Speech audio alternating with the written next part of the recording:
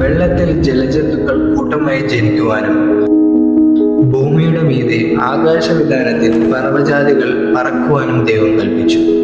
വലിയ തിമിംഗലങ്ങളെയും വെള്ളത്തിൽ കൂട്ടമായി ചലിക്കുന്ന അതത് തരം ജീവജാലങ്ങളെയും അതത് തരം പറവജാതികളെയും സൃഷ്ടിച്ചു.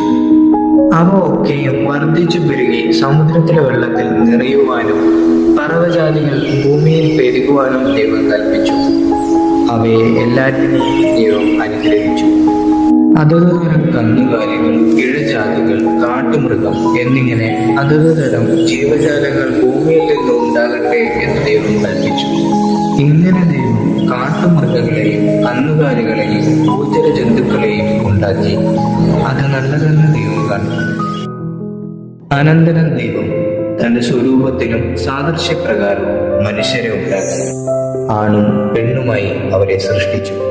അവർ സമുദ്രത്തിലുള്ള മത്സ്യത്തിന്മേലും ആകാശത്തിലുള്ള എല്ലാ പറവജാതിയിന്മേലും ഭൂമിയിലെ മൃഗങ്ങളിൽ മേലും ഭൂമിയിൽ ഇഴയുന്ന എല്ലാ ഇഴജാതിയിന്മേലും സർവഭൂമിയിലും വാഴട്ടെ എന്ന് കൽപ്പിച്ചു. ഇതിനുശേഷം താൻ ഉണ്ടാക്കിയതൊക്കെയും ദൈവം നോക്കി, അതെല്ലാം നല്ലത് എന്ന് ദൈവം കണ്ടു. ഇങ്ങനെ 6 ദിവസങ്ങൾ കൊണ്ടാണ് നമ്മൾ ഇപ്പോൾ കാണുന്ന ഈ മനോഹരമായ ഭൂമിയെ ദൈവം സൃഷ്ടിച്ചത്.